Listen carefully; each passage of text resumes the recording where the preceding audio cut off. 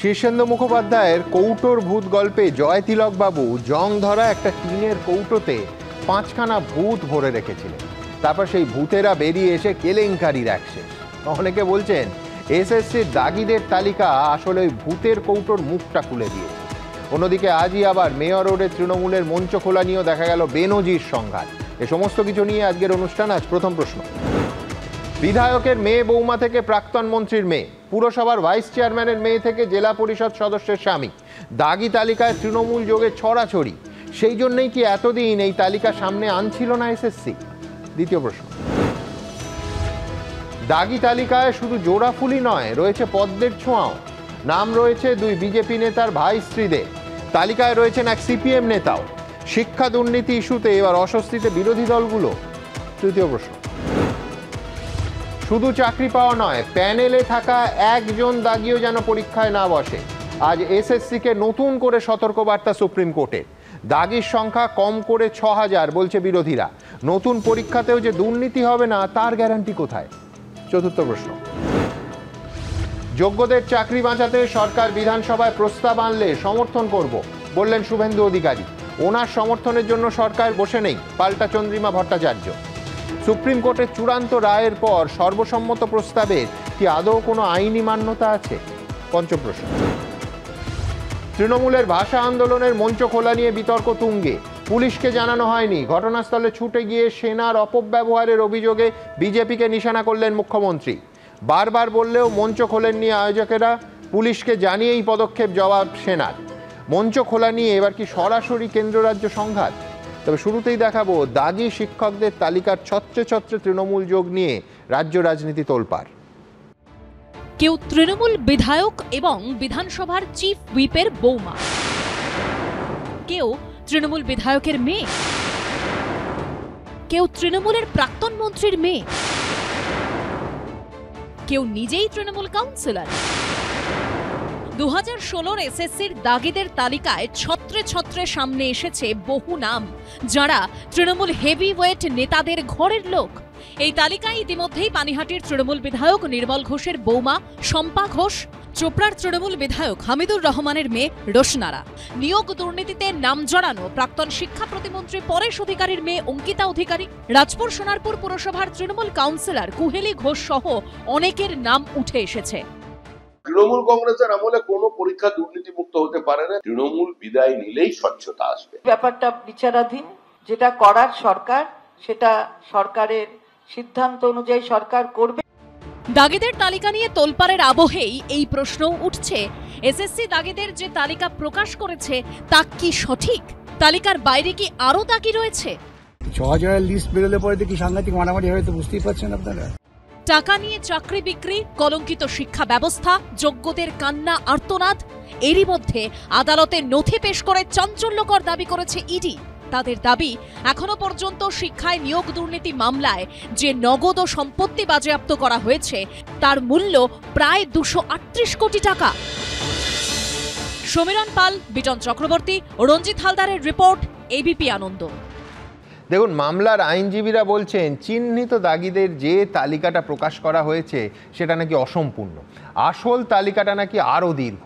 কিন্তু ইতিমধ্যেই এসএসসি যে 1806 জনের নামের তালিকা প্রকাশ করেছে সেটাও কিন্তু একেবারে রত্নখচিত।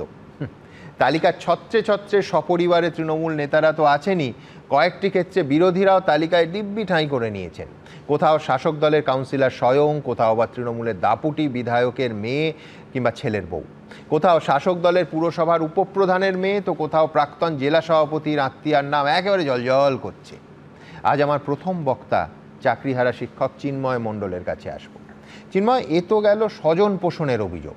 রাজনৈতিক নেতারা তাদের পরিবারের সদস্য এবং ঘনিষ্ঠদের সুবিধে পাইয়ে দিয়েছে, কিন্তু এর বাইরেও আছে শয়ে শয়ে দাগি প্রার্থী যারা টাকা দিয়ে, মানে কাঞ্চন মূল্যে স্কুল শিক্ষকের চাকরিটা কিনেছে। ইডি কোর্টে একেবারে রিমান্ড লেটার দিয়ে চাকরি বিক্রির যে বিপুল টাকার অঙ্কটা বলেছে, মানে ওই 238 কোটি ঘুষের টাকা উদ্ধার করা হয়েছে বলছে, এই অঙ্কটাই প্রমাণ করে যে কতজন দাগি চাকরি কিনে শিক্ষক হয়েছিল। তোমাদের কি মনে হয় এই দাগিদের যে তালিকাটা, এটা প্রকাশের তোমরা শুরুর দিন থেকে দাবি তুলছিলে, এই তালিকাটা কি সম্পূর্ণ? দেখুন, প্রথমত যে তালিকা দেওয়া হয়েছে এই তালিকা নতুন কিছু নয়, এর মধ্যে নতুনত্ব কিছু নেই। এই তালিকা বিগত 3 বছর আগেও সাবমিটেড ছিল এবং মানে গত বছরও বা তার আগের বছরও 2023-এও এই তালিকা দেওয়া হয়েছে। কারণ এই তালিকাটা সম্পূর্ণ সিবিআই তদন্তের ওপর ভিত্তি করে দেওয়া তালিকা, যেখানে আমরা দেখতে পাচ্ছি 1806 জনের নাম দেওয়া হয়েছে। এই 1806 জন কিন্তু সিবিআইয়ের তালিকায় নাম আছে এবং বারবার আমরা শুনানি চলাকালীন জানতে পেরেছি, দেখতে পেরেছি যে জাজ বারবার বলেছেন যে সিবিআই তালিকা অনুসারে আপনারা নামগুলো দিয়ে দিন, টেন্টেড লিস্টে কারা আছে, যেগুলো হাইকোর্ট বলেছে এবং অ্যাফার্মড বাই সুপ্রিম কোর্ট, এবং সেগুলোই দেওয়া হয়েছে। আমরা এইটুকু বলতে পারি যে সিবিআইয়ের তালিকায় আজকে যে শুনানি হয়েছে সেখানেও বলা হয়েছে যে সিবিআইয়ের দেওয়া তালিকায় আরও অনেক সংখ্যা যেটা আছে, অনেকে বলছে একদম সঠিক, কিন্তু সেগুলো অ্যাপয়েন্টেড নন, তারা কিন্তু অ্যাপয়েন্টমেন্ট পাননি। ওয়েটিং লিস্টেড এবং নট কল ফর ভেরিফিকেশনের মধ্যে যে মিসম্যাচগুলো রয়েছে তার তালিকা ওইখানে রয়েছে। তাহলে যদি তারাও পরীক্ষায় বসতে না পারে আজকের জাজমেন্ট অনুসারে, তাহলে সেটা নিশ্চয়ই প্রকাশ পাবে যে তাদের মধ্যেও কারা কারা রয়েছে। কিন্তু অ্যাপয়েন্টেডের মধ্যে 1806 জনই আছে অ্যাকর্ডিং টু সিবিআই লিস্ট। আমরা এইটুকু দেখেছি যে টিচার্সদের একটা টেন্টেড লিস্ট দেওয়া হয়েছে, কিন্তু এখনও কিন্তু কোথাও বলা ছিল না জাজমেন্টে যে শুধুমাত্র টিচার্সদের টেন্টেড লিস্ট দিতে হবে। ওখানে ছিল গ্রুপ ডি, একদম ওখানে ছিল যে টেন্টেড লিস্ট দিতে হবে, তার মানে কিন্তু নন টিচিং স্টাফরাও তার মধ্যে অন্তর্ভুক্ত, তাদেরও টেন্টেড লিস্ট ইমিডিয়েটলি পাবলিশ করা উচিত। কারণ বিগত দিনে আমরা বারবার দেখেছি এখানেই একটা টালবাহানা যে নন টিচিং স্টাফদেরকে টেন্টেড আনটেন্টেড আলাদা করতে শাসক দল চাইছে না, এটার কারণ আমরা জানি না, কিন্তু এটা ইমিডিয়েটলি করা উচিত। তুমি বলছো একই যাত্রায় পৃথক ফল, স্পেসিফিক্যালি টেন্টেডদের লিস্ট দিতে বললো সুপ্রিম কোর্ট, আর দেয়া হলো হচ্ছে শুধুমাত্র শিক্ষকদের মধ্যে টেন্টেডদের, অথচ গ্রুপ সি গ্রুপ ডি দেওয়া হলো না। একদমই তাই, মানে শুধুমাত্র শিক্ষকদের লিস্টটা দেওয়া হয়েছে। আমরা চাইবো, এবং এটা সুপ্রিম কোর্টের ভার্ডিক্ট, যে নন টিচিং স্টাফদেরও টেন্টেড লিস্ট এর মধ্যেই পড়ে এবং সেটাও প্রকাশ পাওয়াটা দরকার। আমরা আজকে বিধানসভায় গিয়েছিলাম, আমাদের সামনে একটা পরীক্ষা আসন্ন যেটা আমাদের কাছে একটা মৃত্যু সম বিভীষিকা। কারণ এটা মানুষ হয়তো যারা শিক্ষিত, যারা পড়াশোনার মধ্যে রয়েছেন তারা বুঝবেন যে একটা অসম লড়াই, একটা ফ্রেশার্সদের সঙ্গে যারা এত বছর ধরে প্রিপারেশন নিচ্ছে, অবশ্যই তাদের বেকারদের যন্ত্রণা রয়েছে, তারা কিন্তু প্রিপারেশন নিচ্ছে। আমরা সবসময় এই চাকরিটা করে এসেছি সম্মানের সাথে, দায়িত্বের সাথে। সেই চাকরিটা হারানোর পরে আমাদের যে তীব্র মানসিক যন্ত্রণা, যার জন্য অনেক শিক্ষক শিক্ষিকা, আমাদের সুবল স্যারের মতো একটা তরতাজা প্রাণ চলে গেল, অনেকে রয়েছেন যারা কিন্তু মৃত্যুর সঙ্গে লড়াই করছেন, তাদের দিকে কেউ তাকাচ্ছে না। আমাদের অবস্থাটা অত্যন্ত শোচনীয়। আমরা কিন্তু প্রতিনিয়ত মানে মৃত্যুর সঙ্গে লড়াই করছি, পারছি না সহ্য করতে। যখনই পরীক্ষার কথা ভাবছি তখনই মনে হচ্ছে এই অসম লড়াই নতুনদের সঙ্গে কি করে পারবো আমরা, কি করে তারা যেখানে মক টেস্টে এত ভালো ভালো নাম্বার পাচ্ছে, আমরা কি করে এই কদিনের মধ্যে। আমরা বারবার চেয়েছিলাম একটু সময়, আমরা চেয়েছিলাম কিছু প্রোটেকশন, না সময় এসএসসি চাইলো। আমরা চাইলাম, সুপ্রিম কোর্ট তার অর্ডারে ভার্ডিক্টে লিখে দিল যে the selection process shall be postponed accordingly. 10 দিন অ্যাপ্লিকেশনের পরে যদি এসএসসি মনে করে যে এই পরীক্ষার ডেটটাও পেছানো দরকার, পোস্টপন্ড করা দরকার, তারা চাইলে করতে পারে। পরীক্ষাটা নেওয়া হচ্ছে কেন না, যোগ্যদের চাকরি চলে যাওয়ার জন্য, এই দুর্নীতির জন্য। তাহলে তাদের কথা ভেবে তাদের প্রিপারেশনের জন্য একটু সময় পর্যন্ত দেওয়া গেল না। তাহলে কিসের জন্য পরীক্ষাটা এত তড়িঘড়ি নেওয়া হচ্ছে, এটা আমাদের প্রশ্ন। আমাদের প্রাণগুলো কি কোনো মূল্য রাখে না? আজকে আমাদের কথা ভেবে কি এসএসসি কমিশন, পর্ষদ বা রাজ্য সরকার তারা কি কোনো কাজ করতে পারছে না? আজকে আমরা দ্বারস্থ হয়েছিলাম বিধানসভায়, সেখানে গিয়ে আমরা গতকাল মুখ্যমন্ত্রীর কাছে, চিফ সেক্রেটারির কাছে, বিরোধী দলনেতার কাছে, নওশাদ সিদ্দিকী স্যারের কাছে আমরা মেল করেছিলাম যে একটা বিধানসভায় একটা বিল আনার মাধ্যমে আনটেন্টেডদেরকে প্রোটেকশন দেওয়ার জন্য। এটা নিছক কোনো আমরা নিজে থেকে বলিনি, এর আইনি পার্সপেক্টিভ আছে। আমরা আমাদের সিনিয়র অ্যাডভোকেটকে দিয়ে তার ল পয়েন্টস বানিয়ে তারপরে তাদেরকে দিয়েছি, তাদেরকে আজকেও হস্তান্তর করেছি। আমরা আমি চিন্ময় যেটা বলছে আজ বিধানসভার অংশ, সেটা আসবো পরবর্তী অংশে, কিন্তু দু একটা জায়গায় ওর সঙ্গে আমি সম্পূর্ণ সহমত। এক হচ্ছে 2023-এ নয়, এই প্রক্রিয়ায় টেন্টেডদের তালিকার প্রক্রিয়া যেখানে ও শুরু করলো যে আরও আগে থেকে 2022-এর 29শে ডিসেম্বর থেকে এই তালিকা প্রকাশ শুরু হয় এবং তারপর এসএসসি সেই প্রকাশ লক্ষ্য করবেন সেখানে কিন্তু একেবারে স্পষ্টভাবে ক্যাটেগরি এবং স্কুলের নাম যেটাই শেষ তালিকায় রাতারাতি ভ্যানিশ হয়ে গেছে সেই স্কুলের নামও দেয়া ছিল। অর্থাৎ এই তালিকার সঙ্গে কেউ যদি শেষতম তালিকা মিলিয়ে দেখে এই ক্যান্ডিডেটদের স্কুলের নামটাও সে পেয়ে যাচ্ছে। কিন্তু এখানে সত্যিই তো যে একেবারে নতুনদের সঙ্গে যাদের প্রিপারেশন অনেকটা বেশি সেইখানে একসঙ্গে যাদের প্রতিদ্বন্দ্বিতা করতে হবে, একসঙ্গে পরীক্ষায় বসতে হবে, ইতিমধ্যেই একাধিক সহযাত্রীকে ওরা হারিয়েছে। শেষতম যিনি কার্ডিয়াক অ্যারেস্ট হলো, যিনি ছেড়ে চলে গেলেন, আমি বলছি এই অমানসিক চাপ আমাদের সমাজের, আমাদের ঘরেরই ভাই বোনেদের একটা বড় অংশকে প্রতিদিন মোকাবিলা করতে হচ্ছে। এবং তার কারণটা কি? দুর্নীতি, পাহাড় প্রমাণ দুর্নীতি।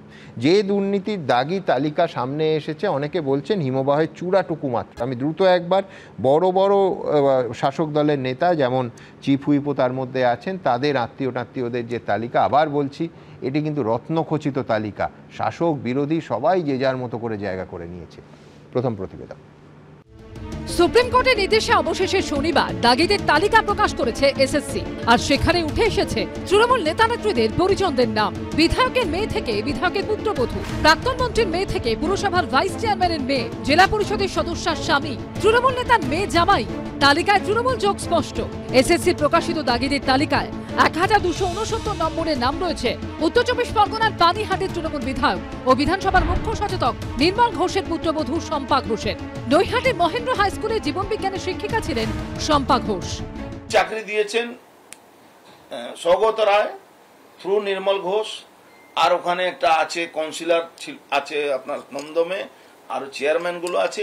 এটা তো একটা পার্ট আছে, এটা হলো এসএসসি। আরো এদের একটা পার্ট আসবে পূর্ণিয়োগ, যেখানে 62টা চেয়ারম্যানের জেল নিশ্চিত আছে। Law will take it own course.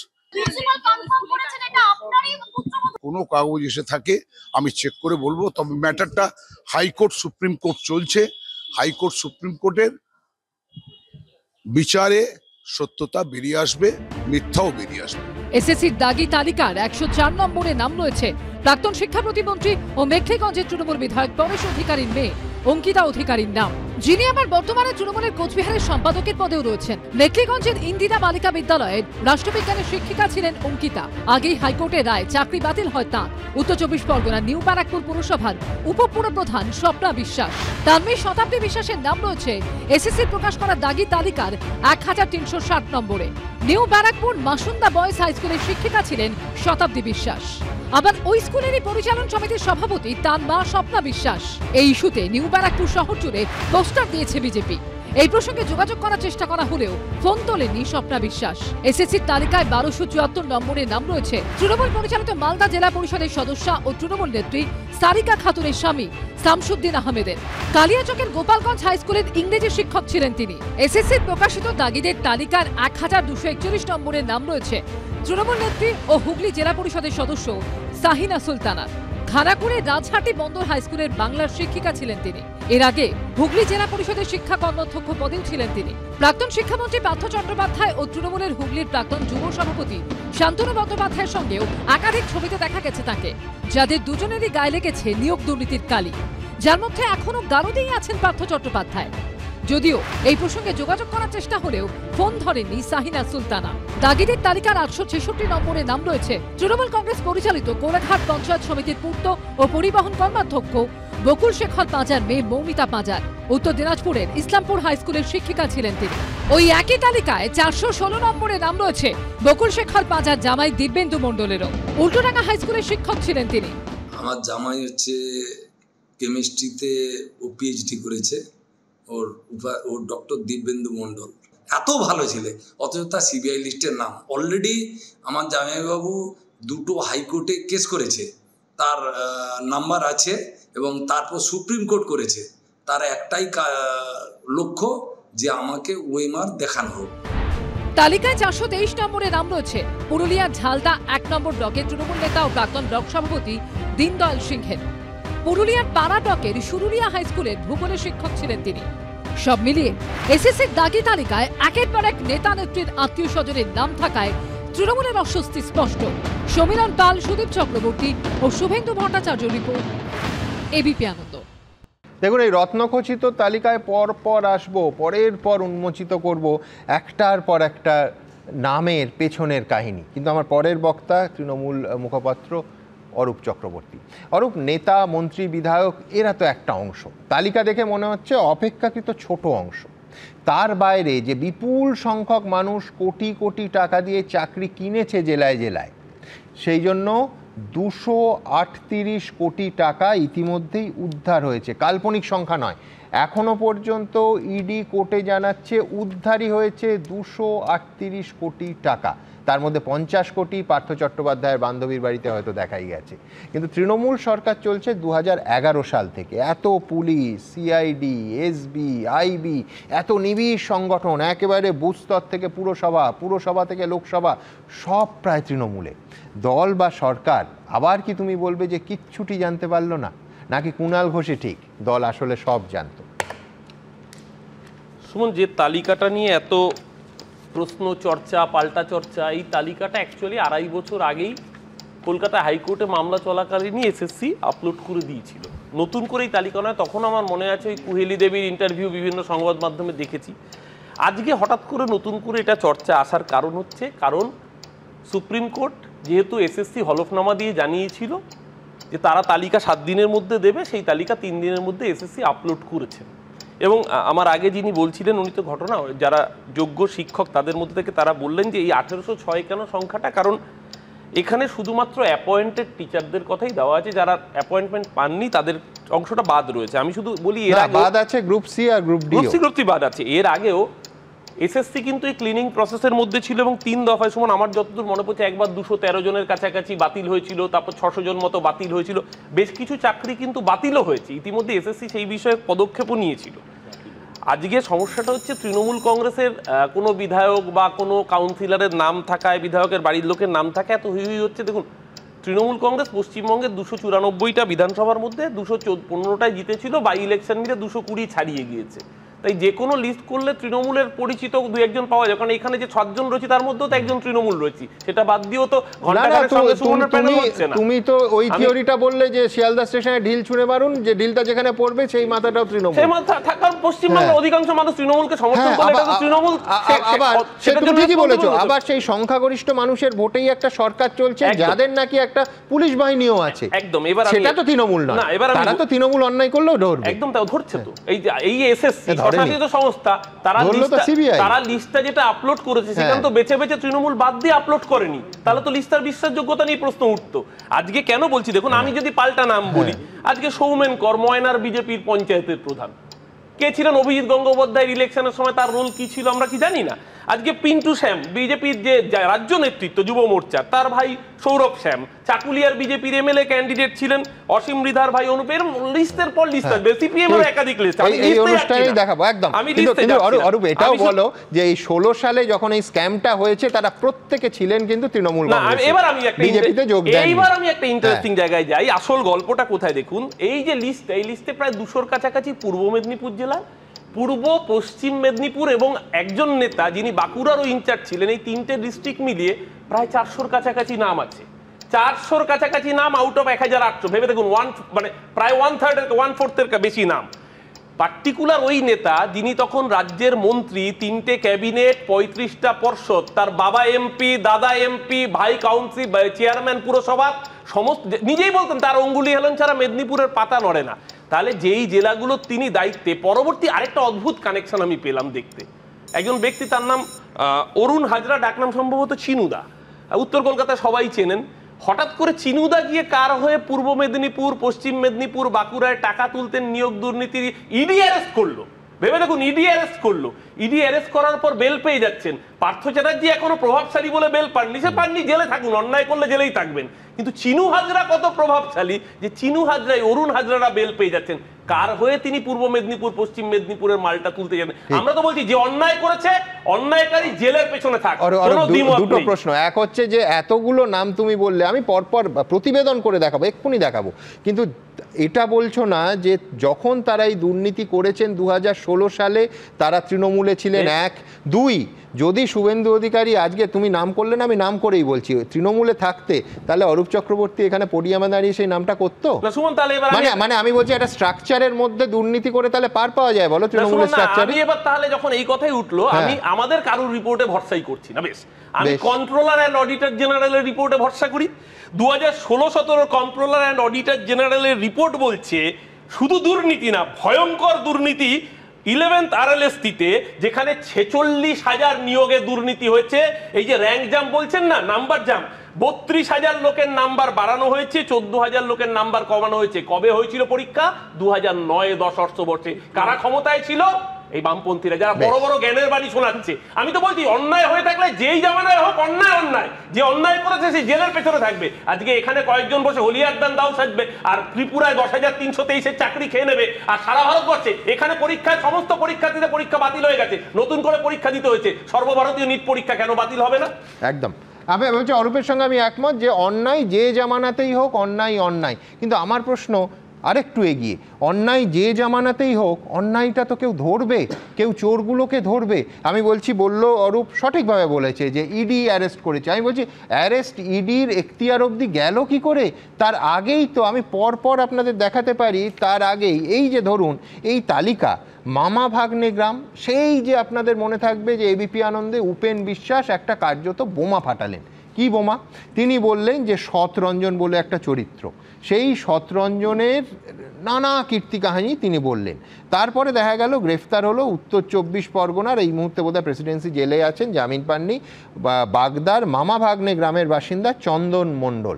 এই তালিকা যদি দেখেন, ওই গ্রামের একাধিক গ্রামবাসীর নাম রয়েছে এই ভুয়ো এবং দাগি শিক্ষকদের তালিকায়। অথচ আমি আবার বলছি, ইডি অবধি যেতই না যদি আমাদের রাজ্য পুলিশ দলমত নির্বিশেষে না দেখে, রং রাজনৈতিক পতাকার রং না দেখে গ্রেফতার করত। হাতে গরম একটা উদাহরণ দিই, সন্তু বিশ্বাসের বক্তব্য আগেও এবিপি আনন্দে দেখিয়েছি, আজও দেখাবো, যিনি বলছেন যে তাকে বিধাননগর কমিশনারেট গ্রেফতার করেছিল চাকরি চুরি নিয়ে, অনেক দুর্নীতি দেখিয়েছে ইত্যাদি ইত্যাদি।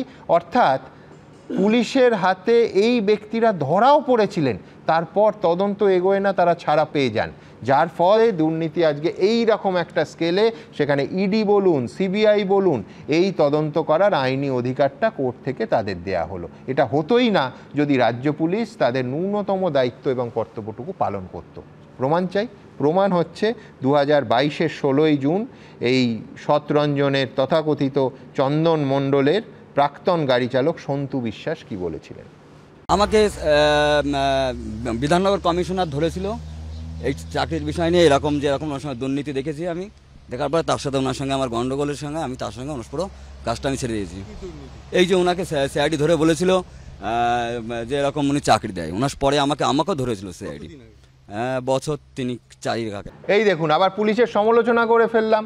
বিশ্বনাথ চক্রবর্তী বলছিলেন যে পুলিশের সমালোচনা করলে, ফিরাদ হাকিম বলছেন তারা নাকি ক্রিমিনাল, সুতরাং জানি না দেশদ্রোহী না ক্রিমিনাল কি একটা বলেছেন ববি হাকিম, আমি জানি না, পুলিশের সমালোচনা করলাম। কিন্তু এইখানে আমার পরের প্রতিবেদন দেখাবো যে শুধুমাত্র শাসক দল নয়, বিরোধীদেরও এই তালিকা খুঁজে দেখলে, দেখুন এই মুহূর্তে 2 দিন মাত্র তালিকা সামনে এসেছে, প্রত্যেকটা পরতে পরতে এর গভীরে আমরা যাব, কিন্তু এখনো পর্যন্ত নাম শূন্য তালিকা নয়, আর বিরোধী নাম শূন্য তো নয়।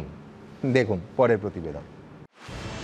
এসএসসি প্রকাশ করা চাকরিহারা দাগিদের তালিকায় তৃণমূল যোগের উদাহরণ ভুরি ভুরি।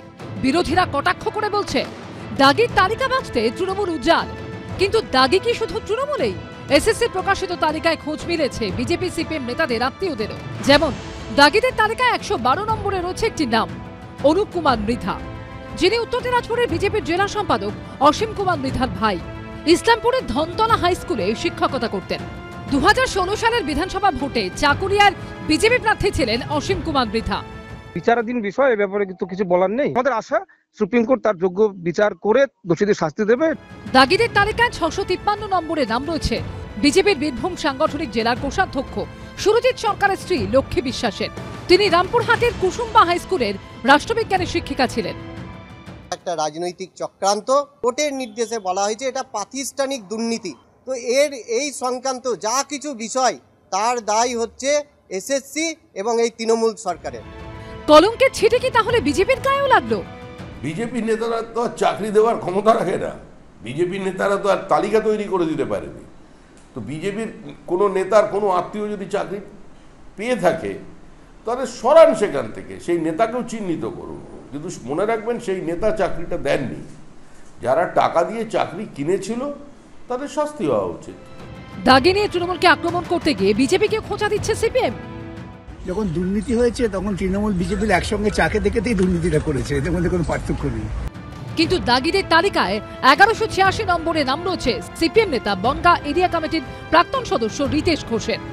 সুপ্রিম কোর্টের অর্ডারকে ভুল ব্যাখ্যা করে ইচ্ছাকৃতভাবে এসএসসি এই যে কাজটা করেছে এর বিরুদ্ধে আমরা আইনি পদক্ষেপ নেব এবং যতদূর যেতে হয় আমরা যাব। আজকে এসএসসির ভুলের জন্য আজকে এই অবস্থা হয়েছে। এই নিয়ে শুরু হচ্ছে তরজা। খুঁজে টুজে পাওয়া যাচ্ছে না, সিপিএম আমি জানি না কাউকে একটা আবার সাজিয়ে গুজিয়ে দাঁড় করিয়েছে কিনা বলতে পারবো না। এই শিফটিং, এই অপরাধ, এর দায়িত্ব তৃণমূলের। আপনি কোথায় কাকে কে কি খুঁজে বার করছেন আমার কাছে আদৌ কোনো বিষয় নয়। তৃণমূলের নেতারা কেউ কেউ বলছেন তারা কেউ ওই তিনের মধ্যে পড়ে না।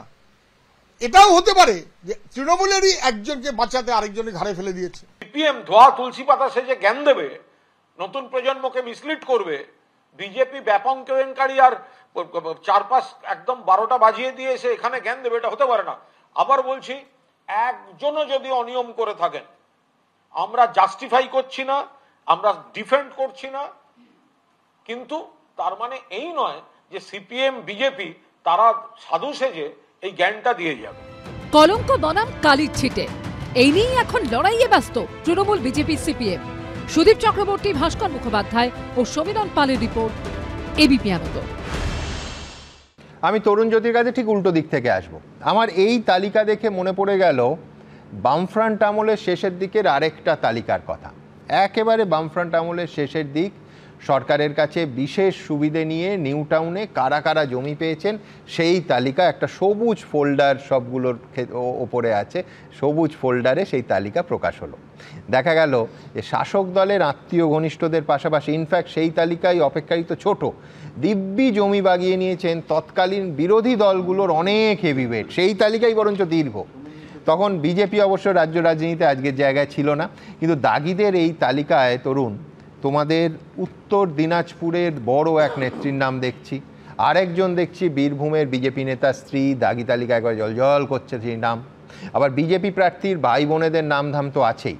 তাহলে কি সেই প্রবাদটাই সত্যি যে সব পাখি মাছ খায় আর দোষ হয় মাছরাঙার, মানে অরূপদের? সুমনদা, প্রথমেই আজকে একটা একটা গৌরবের দিন, গৌরবের সূচনা হয়েছে, দারুণ অধ্যায়। তো আমি তো ভেবেছিলাম স্টুডিওতে যখন আসবে অন্তত এবিপির তরফ থেকে সবাইকে মিষ্টি খাওয়ানো হবে। পশ্চিমবঙ্গ যখন ভালো কিছু করে আমরা তো গৌরবটা নিই, তাই না? মমতা বন্দ্যোপাধ্যায়কে ধন্যবাদ জানান, তার আমলে তিনি এমন একটা টাইম আনলেন চাকরি পাওয়ার লিস্ট বেরোলো না, চাকরির চোরদের লিস্ট বেরোলো। এই বিরল জিনিস তো ভারতবর্ষের ইতিহাসে নেই। মমতা বন্দ্যোপাধ্যায়ের নাম পশ্চিমবঙ্গের ইতিহাস যতদিন থাকবে ইতিহাসে স্বর্ণাক্ষরে লেখা হয়ে গেল, নামটা থাকবে তার। আজকে মমতা বন্দ্যোপাধ্যায়কে আমার মুখ্যমন্ত্রী হিসাবে একটা অনুরোধ করছি, বিরোধিতা থাকবে পরে আসছি আমি। দেখুন, তৃণমূল কোনো প্রমাণ ছাড়া চুরি করে না। আমার বিশ্বাস ওএমআরগুলো আছে, আমার বিশ্বাস ওএমআরগুলো যদি আজকেও থাকে সব বিরোধিতা ভুলে তৃণমূলের লয়ারদের আমরা দেখে নিয়েছি, আমাদের লয়ার যে কটা বিরোধী দলের লয়ার আছে সবাই মিলে সাহায্য করবে, সবাই সাথে যাবে। বলবো এই ওএমআরগুলো 30 লক্ষ ওএমআর, এরা জেনুইন না মমতা বন্দ্যোপাধ্যায়ের দিক। কারণ অ্যাফেক্টেড সুমনদা 26,000 নয়, অ্যাফেক্টেড 26,000-এর 4 জন করে পরিবার নয়, অ্যাফেক্টেড 30 লক্ষ ইন্টু 4 মানে 1,20,00,000 মানুষ। তাদের পাশে দাঁড়ানোর জন্য মমতা বন্দ্যোপাধ্যায় বলুক। একদম ঠিক, যে ওএমআর গুলো আছে তুমি এত নিশ্চিত হলে কি করে? এই তালিকায় যাদের নাম দেখছি দাগি তালিকায়, তারা বলেছে তোমার দলের যারা? খুব সিম্পল হিসাব, এই মমতা বন্দ্যোপাধ্যায়কে তো ভরসা করি। মমতা বন্দ্যোপাধ্যায়ের কাছে যখন চিঠি লেখা হয়েছিল যে পার্থমানিক দুর্নীতি করছে, সে চিঠির কপি যদি পার্থর বাড়ি থেকে পাওয়া যায়, এই ওএমআর-এর কপি আছে। নাহলে কুণালদাকে জিজ্ঞেস করতে পারেন সুমনদা। আমি অনুরোধ করবো আপনাকে এই শো থেকে কুণালদাকে একটা ফোন করুন, কুণাল ঘোষকে। আপনার শোয়ে এসেই তো বলেছিল না, তিনি যখন জেলে ছিলেন, এক প্রেজেন্ট মন্ত্রী, জেলে নয় কিন্তু সে এখনও মন্ত্রিসভায় আছেন, তিনি ম্যানেজ করছিলেন পুরো বিষয়টা। তা আজকে তো সুযোগ আছে, জিজ্ঞেস করুন কুণালদাকে নামটা কি, নামটা বলে দিক, অন্তত তার কাছে ওএমআর-এর কপিটা থাকবে।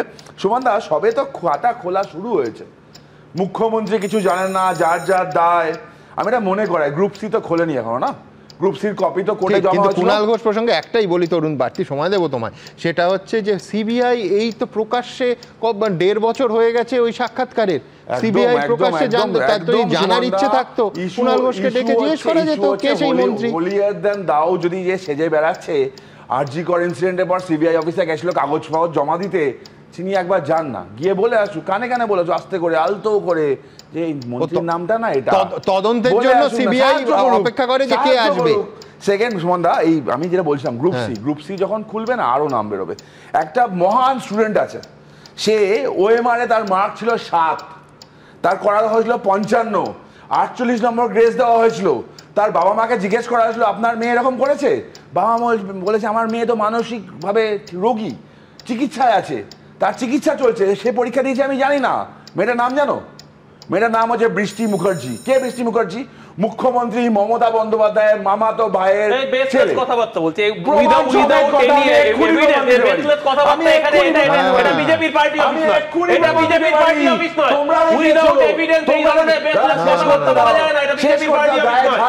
শেষ করতে দাও। আমি আবার বলছি সুমনদা, দেখো এটা স্টেট লেভেলে একটা হিউজ অ্যামাউন্টের ফ্রড হয়েছে। এসএসসি তালিকাতে তোমরা বারবার দেখাচ্ছ তৃণমূল নেতাদের নাম থাকবে। আচ্ছা সুমনদা, তুমি কি এক্সপেক্ট করছিলে কাদের নাম থাকবে? ব্রাত্য বসু বলেছিল না চাকরি তৃণমূলের ছেলেরাই পাবে, কখন পাবে কিভাবে পাবে বলবো না। ব্রাত্য বসুর চামচা রাজু সেন শর্মা বলে ব্রাত্যদা সবাইকে চাকরি দিয়েছে। ব্রাত্য বসু আবার অ্যাফার্ম করেছিল আমি তো চাকরি দিতে পারি, আমার তো অধিকার আছে। তুমি কি এক্সপেক্ট করেছিলে তোমার দলের কয়েকজনেরও নাম থাকবে? তারা কোথায় ছিল? আমি তো বলছি তাকে অ্যারেস্ট করো, জেলে বলো তাদেরকে।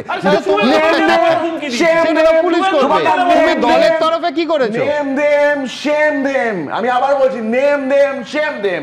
যারা চাকরি চুরি করেছে, যারা চাকরি চুরি সুবিধা পেয়েছে, যারা চাকরি বিক্রি করেছে, সমান তো সেই ছেলেটা এখানে বসে আছে, কল্যাণীর ছেলে, কল্যাণী সাধারণ পরিবারের একটা ছেলে, একদম স্কুলে পড়াতো। আমি বলছি তুমি বলছো নেম দেম শেম দেম, ও বলছে পুলিশ ধরবে, সিবিআই ধরবে, ইডি ধরবে, মধ্যখান থেকে চিন্ময়দের জীবনটা বরবাদ হয়ে গেল। আমি এইখান থেকে আমার পরের প্রতিবেদনে যাব, সেটা হচ্ছে আরেকটা। আমি বলছি একটা দুটো প্রতিবেদনে তো হবে না, দিনের পর দিন এই প্রতিবেদন আপনাদের সামনে রাখতে হবে, যেভাবে একটা নামের পেছনে এতগুলো গল্প, সন্দেহ বা সংশয় থাকছে। দেখুন,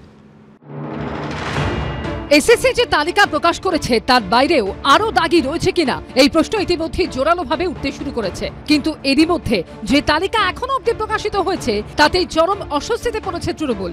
তার কারণ দক্ষিণবঙ্গ থেকে শুরু করে উত্তরবঙ্গ তৃণমূলের বিধায়ক নেতা নেত্রীদের ছেলে মেয়ে আত্মীয় স্বজনদের নামের ছড়াছড়ি। শনিবার রাত 8টা নাগাদ প্রথম তালিকার পর গভীর রাতে আরো দুজনের নামের তালিকা প্রকাশ করে এসএসসি, যেখানে 1 নম্বরে নাম রয়েছে রোশনানা বেগমের, যিনি চোপড়া তৃণমূল বিধায়ক হামিদুল রহমানের মেয়ে। কালীগঞ্জ হাই স্কুলের ইংরেজি শিক্ষিকা ছিলেন তিনি। বলার কি আছে, আমার ভেরিফাই করবে, ভেরিফাই করে দেখবে যেটা লিগ্যাল হয় সেটা করবে, এতে বলার কি আছে আমার। এসএসসি প্রকাশ করা দাগিদের তালিকায় 878 নম্বরে নাম রয়েছে তৃণমূল পরিচালিত উত্তর 24 পরগনার বাগদা পঞ্চায়েত সমিতির সভাপতি সুদেবী মণ্ডলের মেয়ে মৌসুমী মণ্ডলের। আমার মেয়ে জেনুইন ভাবে পরীক্ষা দিয়ে তার যোগ্যতায় চাকরি পেয়েছে, তবে এইটা আমি বলতে পারি আমার মেয়ে যোগ্যতায় চাকরি পেয়েছে। ঘটনাচক্রে এই বাগদারি মামা ভাগ্নে গ্রামের বাসিন্দা চন্দন মণ্ডল, যার বিরুদ্ধে টাকা নিয়ে চাকরি বিক্রির অভিযোগ রয়েছে। এসএসসির প্রকাশিত চাকরিহারা দাগি শিক্ষকদের তালিকায় 988 নম্বরে নাম রয়েছে রাজারহাটের তৃণমূল নেতা পরিমল মণ্ডলের। পরিমল মণ্ডলের স্ত্রী সুজাতা মণ্ডল তৃণমূল পরিচালিত রাজারহাট পঞ্চায়েত সমিতির সহসভাপতি। দাগি শিক্ষকদের তালিকায় 586 নম্বরে নাম রয়েছে তৃণমূল নেতা পরিমল মণ্ডলের বোন কাবেরী মণ্ডলেরও। দুজনের সঙ্গে যোগাযোগের চেষ্টা করা হলেও কাউকেই ফোনে পাওয়া যায়নি, বাড়িতে গিয়েও কারো দেখা মেলেনি। চাকরি চলে গেছে, তো কাবেরীরও চলে গেছে, কাবেরীর ভাইরও চলে গেছে। হ্যাঁ। তালিকা 218 নম্বরের নাম রয়েছে দক্ষিণ দিনাজপুরের তপনের তৃণমূল পরিচালিত আউটিনা পঞ্চায়েতের অঞ্চল সভাপতি রাহুল মুখোপাধ্যায় শ্রী বেবি বিশ্বাসের। এটা এসএসসি চেয়ারম্যান নিজে দেখবেন স্বীকারোক্তি দিয়েছে, আমাদের কিছু টেকনিক্যাল ফল্ট হয়েছে, যেটা 1-2 নাম্বার তার মধ্যে এটা আছে। এটা টেকনিক্যাল ফল্টের কারণে এদের এই নামটা আছে 33 জনের, বাকি কি আছে সেটা আমি জানি না। এই দক্ষিণ দিনাজপুরের এই তৃণমূল নেতা ও তপন ব্লক কমিটির সম্পাদক মণ্ডলীর সদস্য সঞ্জয় শীল, তার স্ত্রী অনিন্দিতা সরকারের নাম রয়েছে এসএসসির প্রকাশিত দাগি তালিকার 94 নম্বরে। যদিও এই প্রসঙ্গে যোগাযোগের চেষ্টা করা হলেও তৃণমূল নেতা সঞ্জয় শীল ফোন তোলেননি। শুধুই কি আত্মীয় পরিজন? এসএসসির দাগি তালিকায় জায়গা করে নিয়েছেন খোদ তৃণমূলের দুজন কাউন্সিলরও। যেমন তালিকায় 442 নম্বরে নাম রয়েছে দক্ষিণ দিনাজপুরের বালুরঘাট পুরসভার 24 নম্বর ওয়ার্ডের তৃণমূল কাউন্সিলর দীপান্বিতা দেব সিংহের।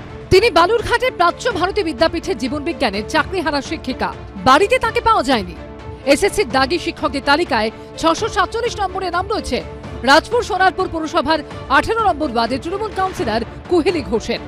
সেই তালিকায় আমার নাম আছে, কিন্তু কেন নামটা আছে আমি এখনো আমার কাছে ক্লিয়ার নয়। কারণ আমার বিরুদ্ধে কোনো অভিযোগ হওয়া মানে আমাকে তো অভিযোগটা প্রমাণ করে দিতে হবে যে আমি সেইটা করেছি কিনা। একটি ডিটারজেন্ট পাউডারের বিজ্ঞাপনের ক্যাচলাইন ছিল দাগ আছে হ্যাঁ, কিন্তু অবৈধ উপায়ে শিক্ষক শিক্ষিকার চাকরি পাওয়ার দাগ কি কখনো ভালো হতে পারে? এই কলঙ্ক খুঁজবে কি করে? সমীরণ পাল, সুদীপ চক্রবর্তী ও মুন্না আগরওয়ালের রিপোর্ট, এবিপি আনন্দ। না, কেউ বলবেন না যে দাগ আছে হ্যাঁ, তার কারণ এই দাগে এই এতগুলো এই 26,000 ছেলে মেয়ের জীবন, তার ভেতরে যারা যোগ্য তাদের জীবন ছারখার হয়ে গেছে। আমি এইখান থেকে, যেহেতু চিন্ময় একেবারে শুরুতেই প্রসঙ্গটা তুললো, আমি দ্রুত আপনাদের দেখাবো যে আজকে যোগ্যরা যাতে চাকরি ফিরে পায় সেই জন্য বিধানসভায় রাজ্য সরকারকে প্রস্তাব আনার কথা বলছেন এবং সেই প্রস্তাব বিজেপি সমর্থন করবে বলছেন। এই কথা বলছেন বিরোধী দলনেতা। তৃণমূল অবশ্য সেই প্রস্তাবে এই মুহূর্তে আদৌ এর কোনো আইনি বৈধতা আছে কিনা সে নিয়েও প্রশ্ন আছে। আজকে সেই প্রস্তাব নিয়ে সুপ্রিম কোর্টে যাওয়ার প্রস্তাব রেখেছেন শুভেন্দু অধিকারী। ঠিক কী শুভেন্দুবাবুর প্রস্তাব, ঠিক কোথায় দাঁড়িয়ে, আদৌ আইনি বৈধতা আছে কিনা, আগামী 10-15 মিনিট আমরা এইটা নিয়ে আলোচনা করব। কারণ সত্যিই কি কোনো আলো দেখা যাচ্ছে, নাকি সুপ্রিম কোর্টের পরের পর রায়ের পর এটা কার্যত অসম্ভব, অবাস্তব? আমি প্রথমে দেখাবো শুভেন্দু অধিকারীর প্রস্তাব ঠিক কি। দীর্ঘ টালবাহানার পর শেষমেশ সুপ্রিম কোর্টের নির্দেশে দাগি শিক্ষক শিক্ষিকাদের নাম প্রকাশ্যে এনেছে স্কুল সার্ভিস কমিশন। ওয়েবসাইটে দেওয়া হয়েছে 1806 জনের নাম। কিন্তু এই দাগিদের জেরে যে যোগ্যদের রাস্তায় বসতে হয়েছে তাদের কি হবে? শেষ অবধি পরীক্ষাতেই বসতে হবে নাকি অন্য কোনো আইনি উপায় এখনো আছে? এই প্রেক্ষাপটে যোগ্য চাকরিহারাদের একাংশ দাবি তুললেন বিধানসভায় বিল বা অর্ডিন্যান্স জারি করে তাদের চাকরি বাঁচাক রাজ্য সরকার। যারা যোগ্য প্রমাণিত, বিধানসভায় বিল এনে বা অর্ডিন্যান্স জারি করে রাজ্য সরকার সম্মিলিতভাবে প্রত্যেকটা বিরোধী দলের সঙ্গে সহমত পোষণ করে যেন সামাজিক স্বার্থ সুরক্ষিত রাখতে এবং শিক্ষার স্বার্থে মেধাকে বাঁচাতে যেন বিল এনে আমাদের চাকরিটা সুরক্ষিত রাখে, এই জন্যই আমরা এসেছি। শিক্ষক তারা বসতে পারেন, তারা না বসতে পারেন, তারা আলোচনা করতে পারেন, তারা সমালোচনা করতে পারেন, তারা উপায়ের কথা বলতে পারেন, কিন্তু যেটা করার সরকার সেটা সরকারের সিদ্ধান্ত অনুযায়ী সরকার করবে, কিন্তু গোটা ব্যাপারটা বিচারাধীন, আমরা কোনো মন্তব্য করব না। সোমবার বিধানসভায় গিয়ে শুভেন্দু অধিকারীর সঙ্গে দেখা করেন যোগ্য চাকরিহারাদের কয়েকজন। বিরোধী দল আইএসএফ এর বিধায়ক নওশাদ সিদ্দিকীর সঙ্গে কথা বলেন তারা। যোগ্যদের পাশে দাঁড়াতে রাজ্য সরকারকে 2টি প্রস্তাব দিয়েছেন বিরোধী দলনেতা। শিক্ষক শিক্ষিকাদের তালিকায় 1806 বাদ দিয়ে যদি হাউসে ওরা ফেলেন, আমি কথা দিচ্ছি প্রিন্সিপাল অপোজিশন মেন অপোজিশন হিসেবে আমরা সর্বদলীয় প্রস্তাবে সমর্থন করব এবং সেই প্রস্তাব নিয়ে সুপ্রিম কোর্টে রাজ্য সরকার যান। জানি না ওনার কি মনে মনে কখন কি হয়, কোন কখন রং বদলায় আমাদের জানা নেই। উনি কিসে সাপোর্ট করবেন তার জন্য তো সরকার বসে নেই। সরকারে যেটা করবে সেটা সরকার করবে। দুর্নীতি ইস্যুতে মুখ্যমন্ত্রীর পদত্যাগের দাবিতে বিধানসভার গেটের সামনে বিক্ষোভ দেখান বিজেপি বিধায়কেরা। উজ্জ্বল মুখোপাধ্যায় ও কৃষ্ণেন্দু অধিকারী রিপোর্ট, এবিপি আনন্দ, কলকাতা। আমরা সরাসরি কথা বলবো সুপ্রিম কোর্টের অবসরপ্রাপ্ত বিচারপতি জাস্টিস অশোক গঙ্গোপাধ্যায়ের সঙ্গে। জাস্টিস গাঙ্গুলি, আপনার কাছে প্রথমে যেটা জানতে চাইব, কোর্টের বাইরে এখন কোনো সেটেলমেন্টের কি সুযোগ আছে? মানে যেটা বলা হচ্ছে যে বিধানসভায় অর্ডিন্যান্স এনে সুপ্রিম কোর্টের কাছে আবার আবেদন করার, এর কোনো আইনি মান্যতা আছে কিনা? এতে চিন্ময়ের মতো যোগ্য চাকরি প্রার্থীরা কোনো রিলিফ পেতে পারে? এটা আইনগতভাবে সম্ভব, বাস্তব? যখন সুপ্রিম কোর্ট যে রায় দিয়েছে যাতে 26,000 লোকের চাকরি গেছে এবং সেখানে সুপ্রিম কোর্ট বলেছে দাগিরা পরীক্ষায় বসতে পারবেন না, যারা দাগি নন তারা টেন্টেড নয় তারা পরীক্ষায় বসতে পারবেন, এই অবধি হয়ে আছে। এরপর সুপ্রিম কোর্ট রিভিউ পিটিশনও ডিসমিস করে দিয়েছে। এই ক্ষেত্রে অর্ডিন্যান্স আনার কোনো অর্ডিন্যান্স তো কোনো আইনের সংশোধনীর জন্য আনা হয়, এখানে তো কোনো আইনের সংশোধনীর জন্য অর্ডিন্যান্স আনা যাবে না। কারণ এখানে মামলাটা সুপ্রিম কোর্ট রেকর্ড দেখেছে যে যে নিয়োগ প্রক্রিয়া সম্পূর্ণভাবে মানে পর্যদস্ত, সম্পূর্ণভাবে খারাপ হয়ে গেছে, সেটার উপর ভিত্তি করে যারা যোগ্য তাদের চাকরিতে বহাল করা যায় না, এটা সুপ্রিম কোর্ট তার রায় বারবার বলেছে। এটাকে সংশোধনী করা অর্ডিন্যান্সের মাধ্যমে সম্ভব বলে আমি মনে করি না। জাস্টিস গাঙ্গুলি, ঠিক এখানে আমার পরের প্রশ্ন, সংশোধনী সম্ভব নয়। আচ্ছা, আপনি বলছেন সম্ভব নয়। আমি বলছি সুপ্রিম কোর্টে শেষ শুনানির দিনও বলেছেন, আজকেও বলেছেন যে এই গোটা পরীক্ষা পদ্ধতির ওপর, প্রক্রিয়াটার ওপর সুপ্রিম কোর্ট অত্যন্ত কড়া নজর রাখছে এবং কোথাও দুর্নীতি বা অস্বচ্ছতার কোনো যদি সম্ভাবনা দেখা যায়, আগের দিন বলেছিলেন যে আবার আমরা সিবিআই তদন্তের নির্দেশ দেব।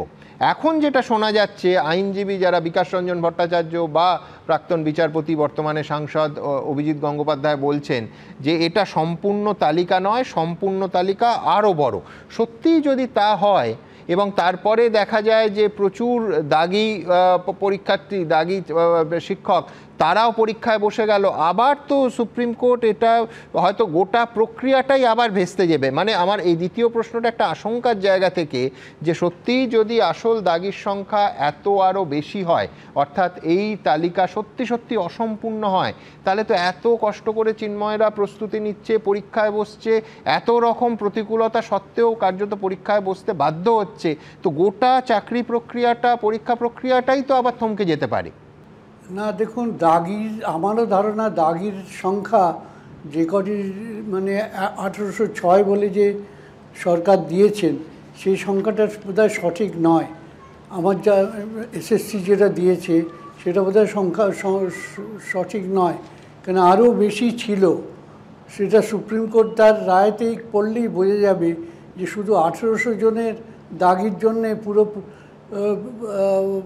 পরীক্ষা প্রক্রিয়াটা ওনারা বানচাল করে দেননি। এবং এই যারা দাগি তাদের সম্বন্ধে তো আমাদের দেখছি আমাদের রাজ্য সরকার অত্যন্ত সহানুভূতিশীল। তাদের আরও আবার পরীক্ষায় বসানোর জন্য রাজ্য সরকার তো বারবার আদালতে গেলেন, গিয়ে সেখানে বিফল হয়েছে। কিন্তু সেইটা সম্পূর্ণভাবে তাদের তালিকাটা প্রকাশ করতে এখনও কেন রাজ্য সরকারের অনীহা, সেটা তো আমি বুঝতে পারছি না। এবং যেখানে সুপ্রিম কোর্ট বারবার বলছেন আপনারা সম্পূর্ণ তালিকা প্রকাশ করুন, সেখানে সুপ্রিম কোর্টের আদেশকে এইভাবে অমান্য করা তো গুড গভর্নেন্সের অন্তত নজির বলি হিসেবে আমরা তো দেখতে পাই না। সুপ্রিম কোর্টের থেকে মান্যতা দেওয়াটা তো সরকারের অবশ্যই কর্তব্য। আর মানে আমাদের সংবিধানের 144 ধারা অনুযায়ী পরিষ্কার বলা আছে যে সমস্ত authority should act in add of the supreme court. সেখানে এইভাবে সুপ্রিম কোর্টের অর্ডারের পাশ কাটিয়ে যাওয়ার চেষ্টা করা, এটা কিন্তু খুব অন্যায় হচ্ছে। এবং আমার আশঙ্কাটা যে পরে যদি দেখা যায় যে আসলে তালিকা দীর্ঘ, অর্থাৎ সেই তালিকা প্রকাশ না হওয়ার সুযোগ নিয়ে দাগিরা পরীক্ষায় বসে গেল, বেশ কিছু সংখ্যক দাগি, সুপ্রিম কোর্ট তো আবার পরীক্ষা প্রক্রিয়াটার ওপরই একটা স্থগিতাদেশ বা আবার একটা সিবিআই তদন্ত, যেরকম স্বয়ং বিচারপতি বলেছেন যে সেই রকম আরেকটা তদন্তের আদেশ দিলেই তো গোটা প্রক্রিয়াটা আবার স্থগিত হয়ে যাবে। না না, তাহলে সাধারণ মানুষ দেখবেন যে দাগিদের জন্যে আমাদের সরকার কিভাবে উঠে পড়ে লেগেছেন দাগিদের বাঁচানোর জন্য। এটা তো সরকারের মুখ পুড়বে বলে ওই কিছু ভালো হবে বলে মনে হয় না। সুপ্রিম কোর্টের বারবার নির্দেশ সত্ত্বেও যদি সরকার এইভাবে দাগিদের ঘুরপথে এনে পরীক্ষায় বসিয়ে দেন, তাহলে তো সেটা আদালত অবমাননার সমান হবেই, নিশ্চয়ই হবে। জাস্টিস গাঙ্গুলি, আমার শেষ প্রশ্ন আপনার কাছে, যে এসএসসি পরীক্ষা নিয়ামক সংস্থা তারা আবার পরীক্ষা নিচ্ছে, আমি বলছি যারা ইতিমধ্যেই একাধিক হাইকোর্ট থেকে শুরু করে সুপ্রিম কোর্টে দাঁড়িয়ে তাদের তরফে স্বীকার করা হয়েছে যে এই ভয়ঙ্কর যে দুর্নীতি হয়েছে তাতে এসএসসিও তার অংশ ছিল। শেষ দিন সুপ্রিম কোর্ট একেবারে স্পষ্ট ভাষায় বলেছেন যে বোর্ড, এসএসসি এবং সরকার এই দুর্নীতির জন্য দায়ী। এখন সেই একই সংস্থা আবার পরীক্ষা নিচ্ছে, আমি বলছি কতটা বিশ্বাস করা যায় সেই সংস্থাকে? এই প্রশ্ন কিন্তু যারা পরীক্ষায় বসবেন তারাই তুলছেন। আপনার কি মনে হয়? দেখুন, এটা একটা প্রশ্ন সঙ্গত, এই প্রশ্নটা সঙ্গত।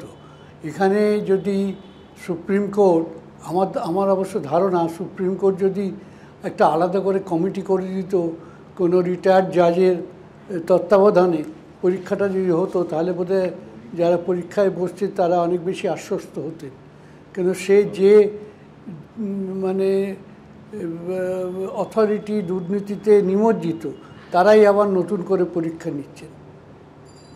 এটা কিন্তু মানুষের মনে একটা দ্বিধা থাকবেই, এ বিষয়ে কোনো সন্দেহ নেই।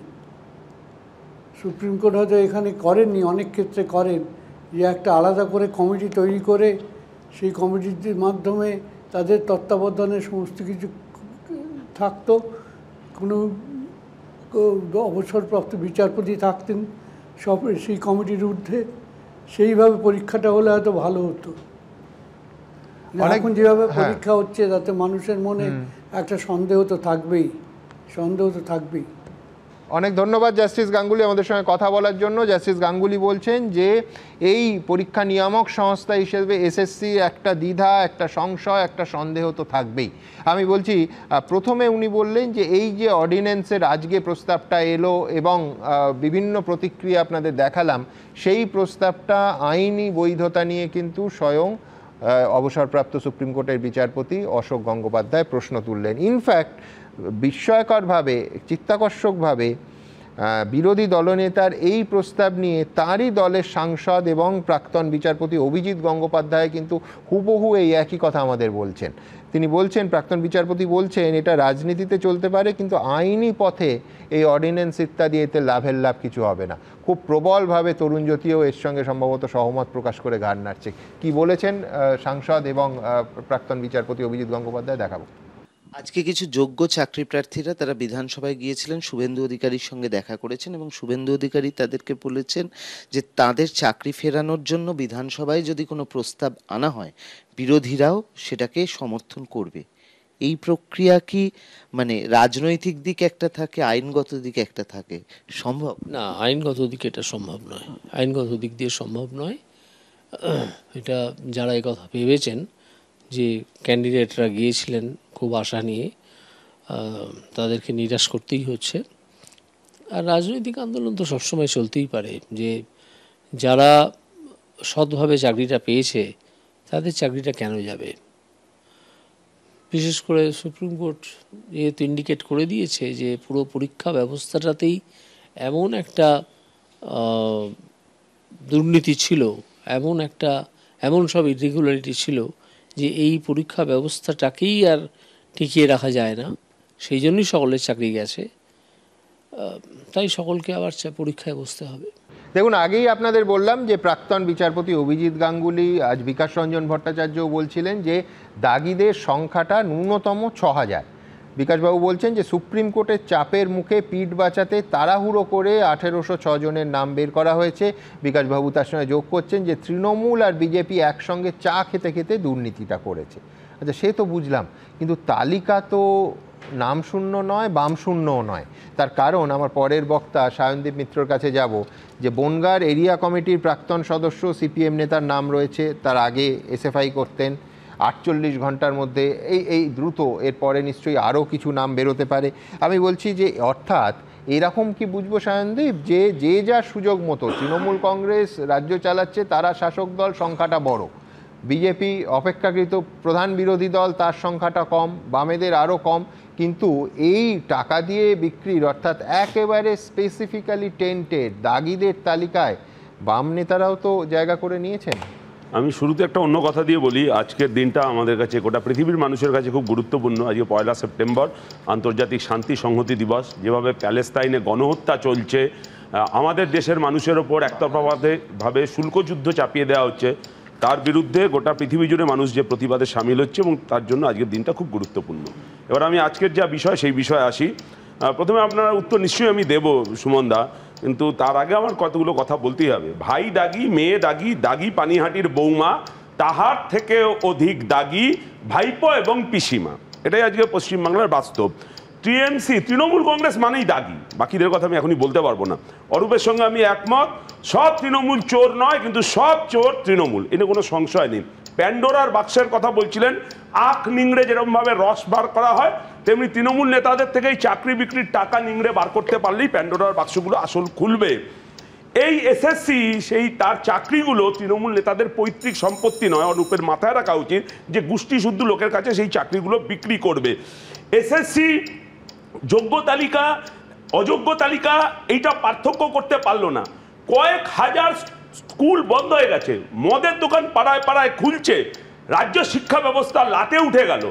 এই যে 1804 ফালতু লিস্ট একটা, তারপর আবার 1806 কাকে বলির পাঁঠা বানাতে ওই 6 বানানো হলো আমি ঠিক বলতে পারবো না। যা শোনা যাচ্ছে কম করে 6000 শিক্ষক। না, একদম শেষে দুটো নামের একটা বাড়তি তালিকা যোগ হয়েছে, তার মধ্যে একজন দেখা যাচ্ছে দাপুটে তৃণমূল বিধায়কের মেয়ের নাম। এটাই তো বলছি যে কাকে বলির পাঁঠা বানাতে কাকে আড়াল করছে এ তৃণমূলকে ছাড়া বোঝা যাবে না। কাক কাকের মাংস খায় না, কিন্তু তৃণমূল সব ওইসব থিওরিতে বিশ্বাস করে না।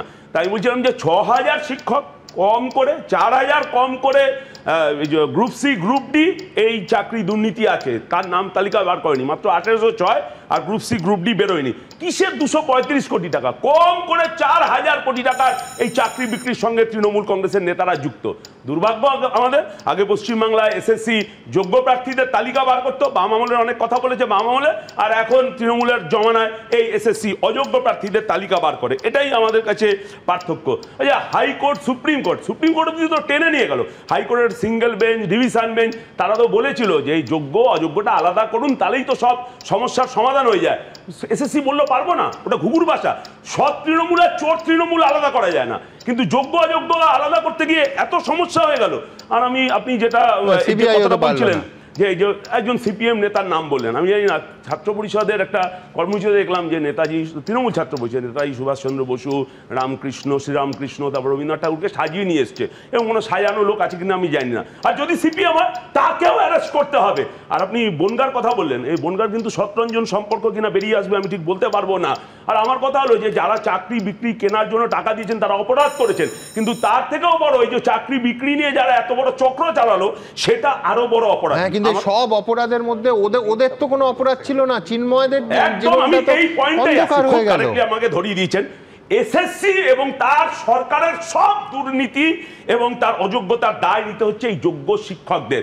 কেন যোগ্য শিক্ষকরা তারা আবার নতুন করে এই প্রতিযোগিতায় বসে পরীক্ষা দিয়ে নিজের যোগ্যতা প্রমাণ করতে হবে, এবং কি কি অসুবিধা চিন্ময় মণ্ডলরা অলরেডি সেটা বললো। আমি বলছি অর্ডিন্যান্স, আমি জানি না আইনের ব্যাপারে আমি বলতে পারবো না, কিন্তু এসএসসি বা সরকার যদি হলফনামা দিয়ে বলতো যে এরা টেন্টেড, এদের থেকে ঘাট দিয়ে আদায় করে যা সুপ্রিম কোর্টের নির্দেশ আমরা টাকা আদায় করব, আর এরা একই হলফনামা দিয়ে যদি সরকার সুপ্রিম কোর্টে বলতো এরা যোগ্য, এদের চাকরি থাকবে, দয়া করে তার ব্যবস্থা করুন, আমরা এই যোগ্য ছেলে মেয়েদের চাকরি নিচ্ছি, শুধু এই হলফনামা দিলেই তো সমস্যাটা মিটে যেত। আর আমি বলছি 8500 সিবিআই এই সংখ্যাটা বলেছিল। এখন এই যে বিজেপির উত্তর দিনাজপুরের নেতা, বীরভূমের নেতা, এইসব নাম বেরোচ্ছে বলে যেটা এসএসসি দিতে পারে সেই তালিকাটা কেন সিবিআই তদন্ত করে দিতে পারছে না, এবং যারা এই চাকরি বিক্রির সঙ্গে যুক্ত এই কয়েক হাজার কোটি, শেষ করবো, কয়েক হাজার কোটি টাকা দুর্নীতির সঙ্গে সেই তালিকাটা কেন এসএসসি দিতে পারছে না? যে আমি কালীঘাটের কাকুকে যেমন খুঁজে পাওয়া যায় না তেমন কি পাওয়া যাচ্ছে না, এখানেও কি সেটিং জিন্দাবাদ? আমার প্রশ্ন হলো দুজনের। কালীঘাটের কাকু বললো, আমি আলিমুদ্দিনের কাকিমাদের কথা বলি। আলিমুদ্দিনের কাকিমারা কিন্তু পশ্চিমবঙ্গ রাজ্য লটারিতে চাকরি করতেন, আমি নাম বলছি না, বললে পরে সমস্যায় পড়বে। বৃষ্টি মুখার্জি নাম আমি ঠিক জানি না, কথা বৃষ্টি মুখার্জি কি নামটা বলে দিও, হোটেল ছিল তাতে বৃষ্টি মুখার্জির নাম কি বলে দিও, মাঝখানে বলতে হচ্ছে। আমি শুধু সুজন বাবুর পরিবারের 16 জনের নামও বলতে পারি, আমি সেই প্রশ্নে যাচ্ছি না। যখন ক্ষমতায় ছিল তখন সিপিএম এই ছিল, আর যখন ক্ষমতায় নেই, কদিন আগে আমরা ওই ম্যাঙ্গো নিয়ে আলোচনা করছিলাম না কসবা কলেজে ঘটনার পরে, সিপিএম তো ক্ষমতায় নেই, এখন আমবাগানে চলে গেছে। সপ্তাহে 7 দিন 7টা সিপিএম এর নেতা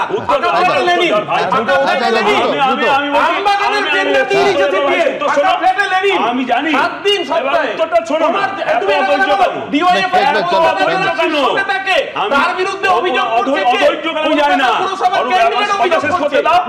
আমি জানি চোর ডাকাতরাও ভগবানের নাম নিয়ে পাপে প্রায়শ্চিত্ত করতে চায়। সুজন চক্রবর্তী, বুদ্ধদেব ভট্টাচার্য, বিমান বসুর নাম নিয়ে পাপে প্রায়শ্চিত্ত করতে চাইছিল না, আমি বলতে যাবো না, আমি সেই তর্কের মধ্যে যেতে যাই না।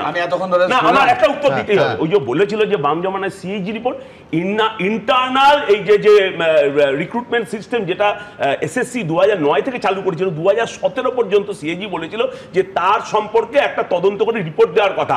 এই তৃণমূলের গভর্নমেন্ট এমন ভাবে, যেটা বামফ্রন্ট আমলে ছিল 3 বছর তথ্য সংরক্ষণ করতে হবে, 6 মাসের মধ্যে ওই তথ্যগুলোকে কোথায় আলমারি সিএজি রিপোর্টে 35,000 নম্বর বাড়িয়েছো। শাহনদীপ দাকে আমি অত্যন্ত শ্রদ্ধা করি, একটা কথা বললেন, শুরু করলেন আজকে বিশ্ব শান্তি দিবস। আমার একটা বন্ধু আমাকে এক্ষুনি একটা কবিতা পড়ালেন, খুব ফেমাস কবিতা, খুব চলছে। বহুদিন ধরে বহু ক্রোশ ঘুরে, বহু ব্যয় করে, বহু দেশ ঘুরে দেখে গিয়েছি প্যালেস্তাইন গাজার অশ্রুবিন্দু। দেখা হয়নি চক্ষু মেলিয়া, ঘর হইতে দুপা ফেলিয়া, মন্দির দ্বারে লাশ হয়ে থাকা মুর্শিদাবাদ আর বাংলাদেশের হিন্দু। আর এরা এতগুলো কথা বলছে না, আমি মনে করিনি,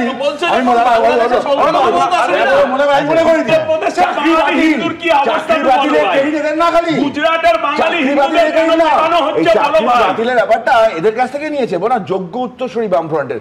2012 সাল জাস্টিস হরিশ বেঞ্চ 2000 জনের চাকরি বাতিল হয়েছিল কেন?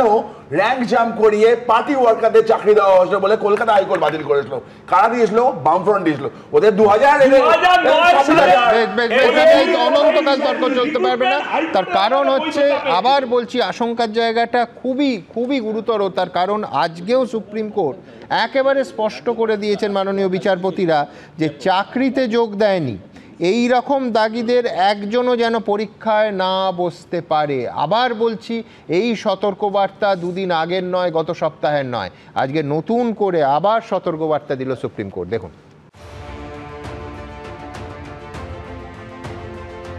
একজন দাগিও যেন নতুন পরীক্ষায় বসতে না পারেন, এই প্রেক্ষাপটেই তাদের গলায় ফের শোনা গেল সতর্কবার্তা। শুধু এসএসসির তালিকায় থাকা দাগিরাই নয়, স্কুলে যোগ দেননি কিন্তু দাগি এমন কেউ যেন পরীক্ষায় বসতে না পারেন। সোমবার স্পষ্ট করে এসএসসিকে বলল সুপ্রিম কোর্ট। শনিবার রাতে 1806 জন দাগি শিক্ষক শিক্ষিকার নামের তালিকা প্রকাশ করেছে স্কুল সার্ভিস কমিশন, কিন্তু সেই তালিকায় অনেক দাগি শিক্ষক শিক্ষিকারই নাম নেই। এই অভিযোগে সুপ্রিম কোর্টে দ্বারস্থ হন এক চাকরি হারা যোগ্য শিক্ষক। সেই মামলাতেই সোমবার স্কুল সার্ভিস কমিশনকে তালিকা যাচাই করে ব্যবস্থা নেওয়ার নির্দেশ দিল সুপ্রিম কোর্টের বিচারপতি সঞ্জয় কুমার ও বিচারপতি সতীশ চন্দ্র শর্মার বেঞ্চ। সুপ্রিম কোর্ট ফের স্পষ্ট করে নির্দেশ দিল, যারা দাগি বলে চিহ্নিত তারা যেন কোনোভাবেই নিয়োগ প্রক্রিয়ায় অংশগ্রহণ করতে না পারে। যোগ্যদেরকে পরীক্ষায় বসার সিদ্ধান্ত এটা অবৈজ্ঞানিক পদ্ধতি, কারণ সেখানে ফ্রেশারদের জন্য পরীক্ষা হোক এবং যোগ্য যারা ছিল, যাদের ক্ষেত্রে বাগ কমিটি বা সিবিআইয়ের ক্ষেত্রে যার ক্ষেত্রে কোনো নাম নেই, সরকার চুরি দুর্নীতি করেছে, এটা আমার প্রশ্ন জলের মতো স্পষ্ট হয়ে গেছে, তাদেরকে অবিলম্বে বিধানসভায় জরুরি অধিবেশন ডেকে অর্ডিন্যান্স এনে বিরোধী পক্ষ যেহেতু বলেছে সমর্থন করবে, সরকার পক্ষের দায়িত্ব, সরকার ভুলটা করেছে, নির্ভুল নিখুঁত যোগ্যদের তালিকা বের করে তাদেরকে সসম্মানে পুনর্বহালের ব্যবস্থা করুন, না হলে কিন্তু আগামী দিনে বাংলায় কিন্তু ভয়ঙ্কর খেলা হবে, কিন্তু মুশকিল হয়ে যাবে। দাগিদের যে সংখ্যা এসএসসি বলছে তা সঠিক নয়, আদতে সংখ্যাটা অনেক বেশি। ইতিমধ্যেই এই অভিযোগ উঠতে শুরু করেছে। যে সমস্ত নির্দিষ্ট ক্যাটাগরিকে সুপ্রিম কোর্ট হাইকোর্ট বলে দিয়েছে যে এরা হচ্ছেন পুরোপুরিভাবে দুর্নীতিগ্রস্ত, তার সংখ্যাটা ন্যূনতম 6000। সুপ্রিম কোর্টের চাপের মুখে এসএসসি একটা লিস্ট বার করে নিজেদের পিঠ বাঁচাবার চেষ্টা করেছেন। এটা সম্পূর্ণ তালিকা নয়। অযোগ্য যারা দুর্নীতি করে চাকরি কিনেছিল, চাকরি পেয়েছিল, তাদের সংখ্যা আরও অনেক বেশি, অন্তত 6000 তো হবেই। এই পুরো কাজটা, অর্থাৎ নতুন করে যে পরীক্ষা নেওয়া, এই পুরো কাজটা স্কুল সার্ভিস কমিশনের হাত থেকে নিয়ে অন্য কোনো ইন্ডিপেন্ডেন্ট এজেন্সির কাছে দিতে হবে। সোমবার সুপ্রিম কোর্টে স্কুল সার্ভিস কমিশনের আইনজীবী দাবি করেন, এসএসসি দাগিদের নামের তালিকা প্রকাশ করেছে এবং তাদের অ্যাডমিট কার্ড বাতিল করা হয়েছে। তখন যোগ্য চাকরিহারা এক শিক্ষকের আইনজীবী বলেন, এসএসসির প্রকাশিত তালিকায় গুরুতর একটি সমস্যা রয়েছে। প্রকাশিত নামের তালিকা থেকে অনেক দাগি শিক্ষক শিক্ষিকার নাম বাদ পড়েছে। এর আগে যে রোল নম্বরগুলি প্রকাশ করা হয়েছিল সেগুলো তালিকা থেকে বাদ পড়েছে। তখন এসএসসির আইনজীবী বলেন, সেই কারণেই সুপ্রিম কোর্ট আপনাদের অধিকার দিয়েছে এরকম কিছু ঘটে থাকলে সেটা স্কুল সার্ভিস কমিশনের নজরে আনার। সুপ্রিম কোর্ট তখন নির্দেশ দেয়, পুরো বিষয়টা যাচাই করে নিন, একজন দাগিও যেন অংশ না নেয়। এসএসসির আইনজীবী বলেন, সিবিআই তালিকায় আরও নাম ছিল, কিন্তু তাদের মধ্যে অনেককে নিয়োগ দেওয়া হয়নি। যারা চাকরি করছিলেন না তাদের নাম তালিকায় প্রকাশ করা হয়নি। দাগিদের তালিকায় শুধুমাত্র তাদের নামই রয়েছে যারা চাকরি করছিলেন।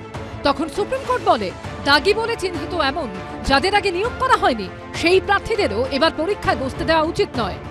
এটা বিচারাধীন, আমরা এটা নিয়ে কোনো মন্তব্য করছি না। সুপ্রিম কোর্ট বলেছে, সেটা এসএসসি দেখবে, যেটা করার সেটা করবে।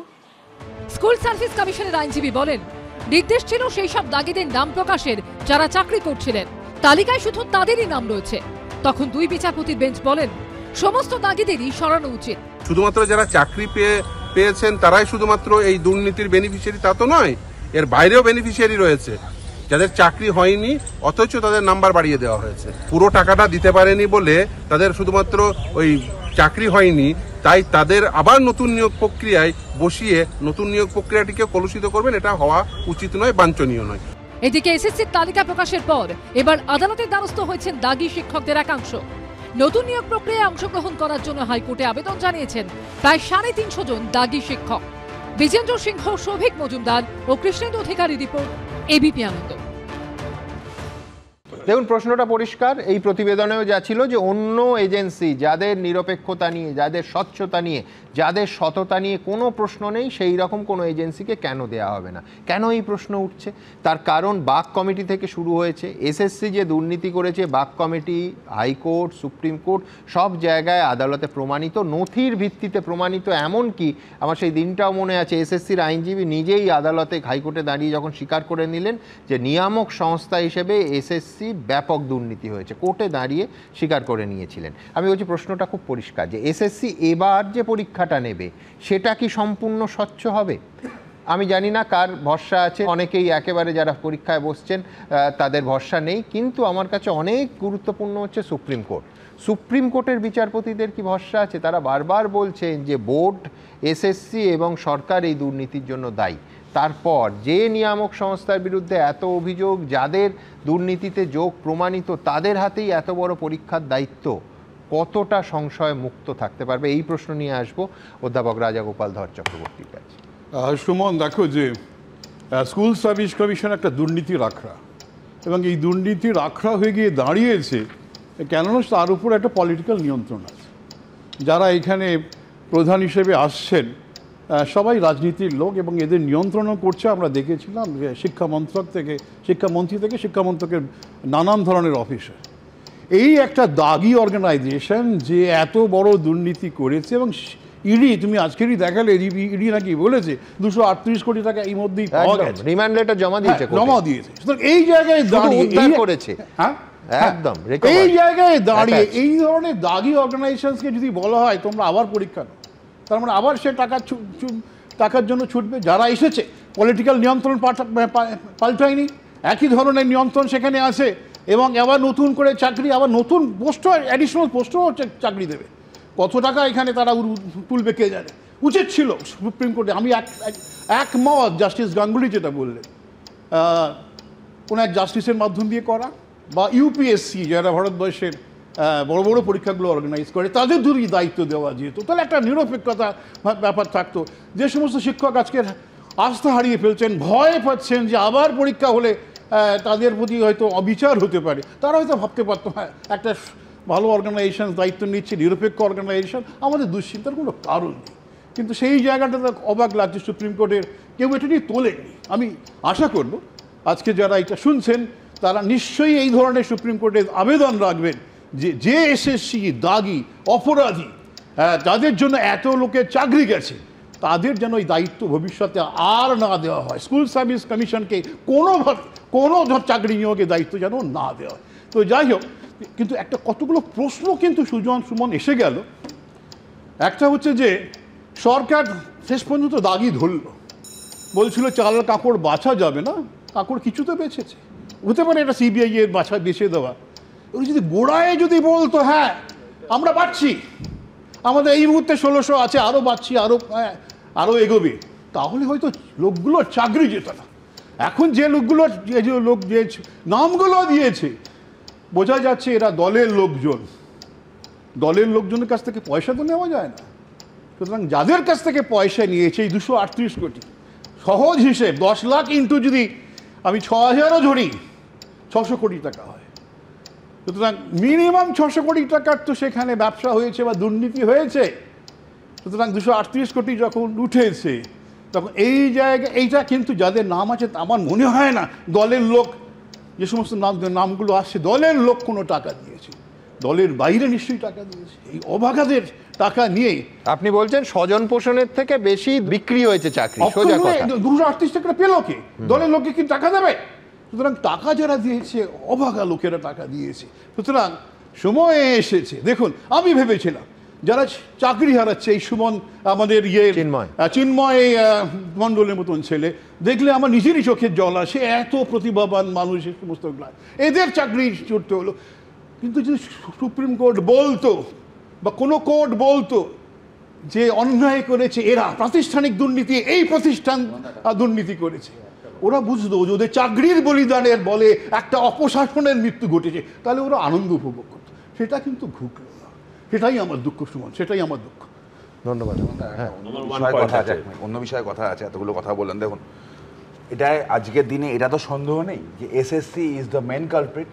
পলিটিক্যাল লিডার্স আমি বসপেটে আসছি না, SSC is the main culprit. 10 বার তারা সুযোগ পেয়েছিল যোগ্য অযোগ্য লিস্ট দেওয়ার। একটা মজার ব্যাপার আছে, মামলা যখন চলছিল, আচ্ছা সুপ্রিম কোর্টে এসএসসিকে রিপ্রেজেন্ট করেছে কে? কল্যাণ বন্দ্যোপাধ্যায়, রাইট? ক্যালকাটা হাইকোর্টে কল্যাণ বন্দ্যোপাধ্যায় কার হয়ে অ্যাপিয়ার করছিল? যারা চাকরি গেছে নাকি তাদের হয়ে Kalyan Bandyopadhyay WPA 13700 of 2021 added respondent হয়ে অ্যাপিয়ার করছিল, মানে যাদের চাকরি গেছে 26,000 তাদের হয়ে। আমার প্রশ্ন আছে এখানে, নৈতিকতার প্রশ্ন। আমার চাকরি গেছে এসএসসির জন্য, আমি অ্যাপিয়ার করছি এখানে যাদের চাকরি গেছে এসএসসি দুর্নীতির জন্য তাদের হয়ে। সুপ্রিম কোর্টে গিয়ে আমি এসএসসির হয়ে অ্যাপিয়ার করছি, আমার নৈতিকতাটা কোথায় সুমনদা? তোমরাই তো বলো, বিশেষ করে যে আইনজীবীরা রাজনীতির সঙ্গে যুক্ত, তারা পেশার প্রয়োজনে মানে দলের রং না দেখে, যে কারণে কংগ্রেসের সঙ্গে তৃণমূলের যখন আদায় কাজ করায়, কংগ্রেসের একের পর এক কপিল সিব্বালের মতো লয়ার, তৃণমূলের প্রফেশনাল কল।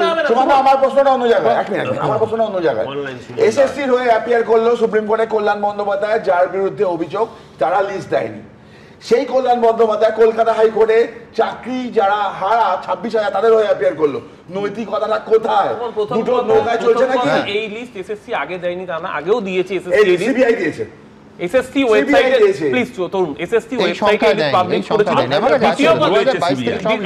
দ্বিতীয় কথা হচ্ছে, যে কথাটা তরুণ বলে সম্পূর্ণ বেতন, তোমার মনে থাকবে তোমাদের সাথে বহুবার আলোচনা হয়েছে জয়ন্ত সিং জেসিবির বাড়ি নিয়ে, যেটা হাইকোর্টের রায় ছিল ভেঙে দেওয়ার। যে মসিহা বিকাশ রঞ্জন ভট্টাচার্য দুর্নীতির বিরুদ্ধে কথা বলেন, ওই জেসিবির বাড়ি যাতে ভাঙানো হয় তার জন্য মামলা করছে বিকাশ ভট্টাচার্য ফিরদৌস। তোমার জেলার মানুষ, আমার জেলা না, চোরকে বলছো কামারহাটি বিধানসভার বাসিন্দা, তুমি কেরালা এখানে আদানির বিরুদ্ধে আমি কামারহাটির বাসিন্দা, সম্পূর্ণ মিথ্যে কথা।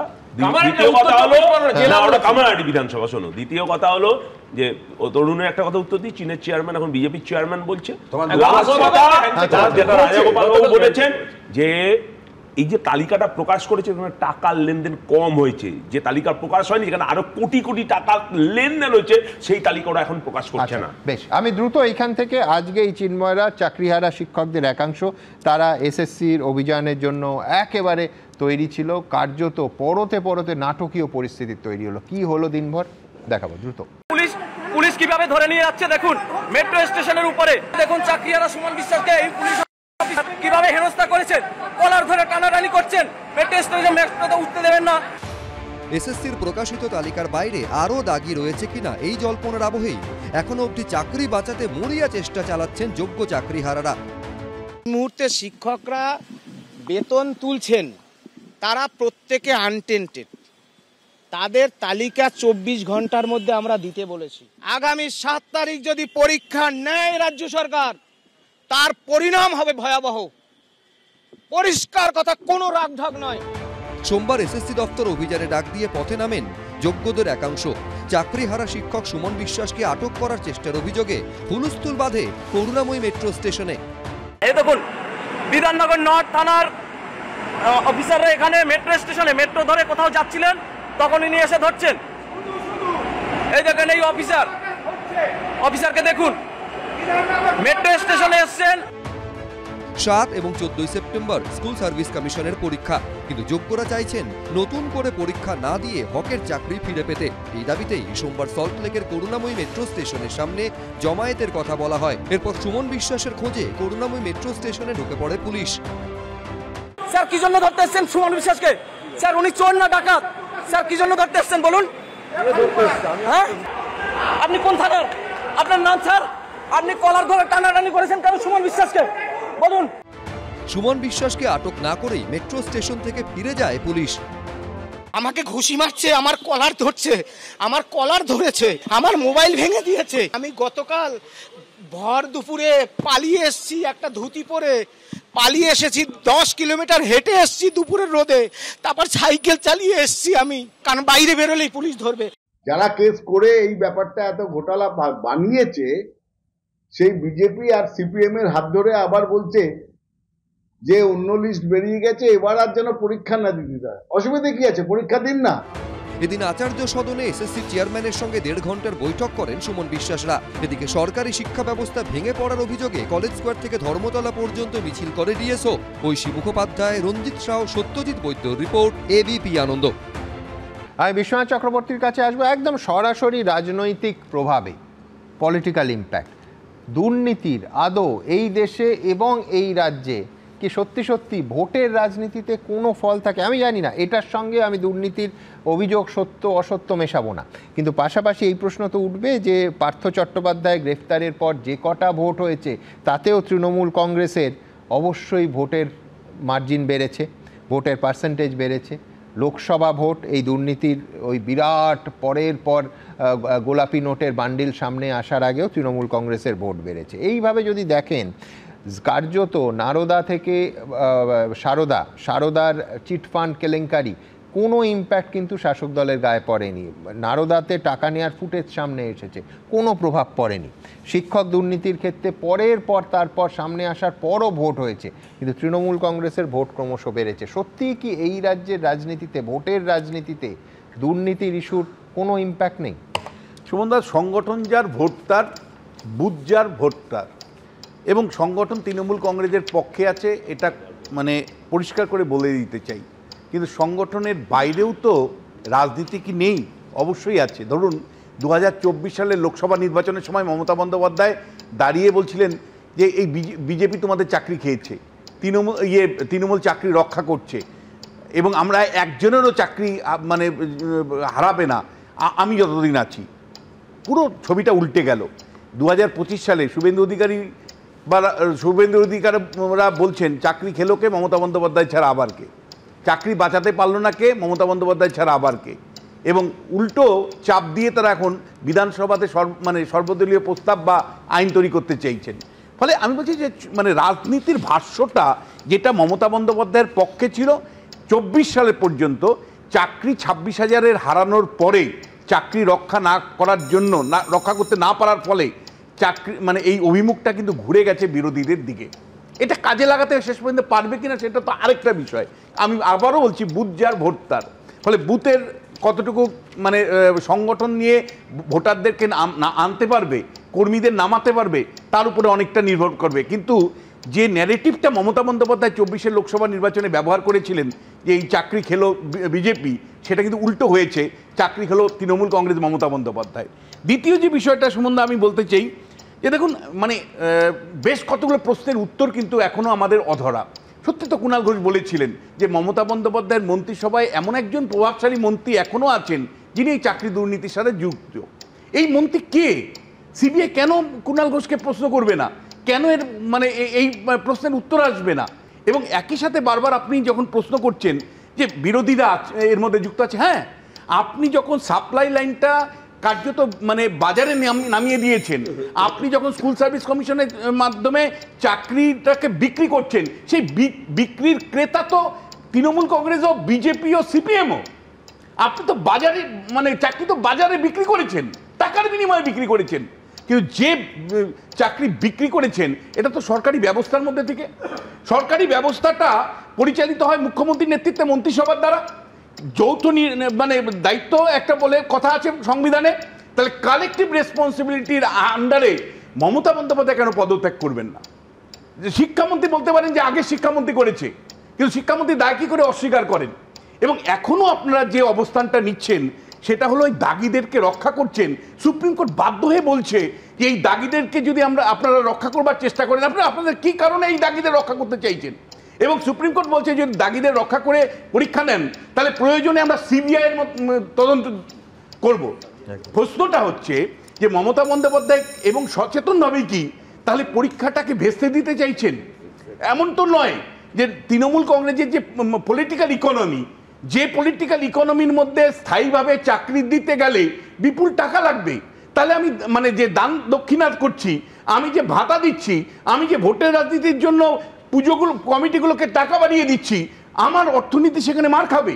অর্থাৎ আমি যে টাকা ভোট কেনার জন্য ব্যয় করছি, আমি যদি স্থায়ী পদের জন্য বেতন ভাতা দেই, মানে সরকারি স্থায়ী পদ তৈরি করে তাদের যদি বেতন কাঠামোর মধ্যে আনি, তাহলে আমার কিন্তু ভাতাগুলো বন্ধ হয়ে যেতে পারে, আমার পুজোর টাকা বন্ধ হয়ে যেতে পারে। তাহলে পলিটিক্যাল ইকোনমির জন্যই তৃণমূল কংগ্রেস আর ভোটের রাজনীতির স্বার্থের জন্যই শেষ পর্যন্ত বারবার সচেতনভাবে, যেমন ডিএর মামলাটা পিছিয়ে যাচ্ছে নানা কৌশলে, একইভাবে কি এই স্কুল সার্ভিস কমিশনকে অপব্যবহার করা হচ্ছে যাতে করে সুস্থ কোনো মানে পরীক্ষা ব্যবস্থায় তারা না নিতে পারেন, এবং সুস্থ পরীক্ষা ব্যবস্থা না মানে পরীক্ষা ব্যবস্থা যদি সুস্থ না হয় তাহলে বারবার চ্যালেঞ্জ হবে, কোর্টে কেউ না কেউ চ্যালেঞ্জ করবে, এবং সেই সুযোগটা নিয়ে মানে সরকারি চাকরিতে পার্মানেন্ট বেতন ভাতা দিতে হবে না, তার পরিবর্তে আমি কিছু বেতন মানে সুযোগ সুবিধা বন্টন করব, কিছু ভাতা দিব এবং তার মাধ্যমে ভোটটাকে নিশ্চিত করব। এই প্রশ্নটা কিন্তু আমার খুব বৃহত্তম প্রশ্ন, যে শেষ পর্যন্ত স্কুল সার্ভিস কমিশনের পরীক্ষাটা ভেস্তে দেওয়ার জন্যই এই অযোগ্যদের রাখা হচ্ছে না তো? না, সবকিছুর পরে বিশ্বনাথের যে বক্তব্যে যা বুঝলাম, বিশ্বনাথ ডিএ নিয়ে খুব চিন্তিত, ডিএ বাড়লে বাকি সমস্যার সমাধান হয়ে যাবে এরকম একটা ভাববাচ্ছের কথা। যাই হোক, আমি সেই প্রশ্নে যাচ্ছি না। কালেকটিভ রেসপন্সিবিলিটির কথা বললেন, আমার মনে হয় বিজেপি এখন সম্ভাব্য প্রেসিডেন্টের লিস্ট দেখছিলাম, শিবরাজ সিং চৌহানের নাম আসছে, প্রবলভাবে উঠে আসছে, এখন কেন্দ্রীয় মন্ত্রী। কালেকটিভ রেসপন্সিবিলিটি, সারা ভারতের বৃহত্তম দুর্নীতি হচ্ছে ব্যাপম, কালেকটিভ রেসপন্সিবিলিটি দিয়ে প্রথমে কেন্দ্রীয় মন্ত্রিসভায়, তারপর বিজেপির দুর্নীতি, কিন্তু আদালতে ক্লিন চিট পেয়ে গেছে। আর আদালতে ক্লিন চিট তো পাবেই, অমিত শাহ পায়নি, জাস্টিস লোয়া মরে গেল, অমিত শাহ ক্লিন চিট পেয়ে গেছে। এই তো হচ্ছে আমি তোমার সঙ্গে একমত, ব্যাপক বিরাট 50 জনের বেশি মানুষ মারা গেছে, কিন্তু আদালতকেও মানবো না। দুর্নীতি মানতে হবে, মানবে না, এরা জনগণকে মানবে না। আর বিশ্বনাথ আমি ছোট্ট ডিফার করছি, বিশ্বনাথ বলে না বুথ যার ভোট তার, পশ্চিমবঙ্গের ক্ষেত্রে ব্যাপারটা বুথ যার ভোট তার নয়, ভূত যার ভোট তার। তো ভূত ধরার জন্য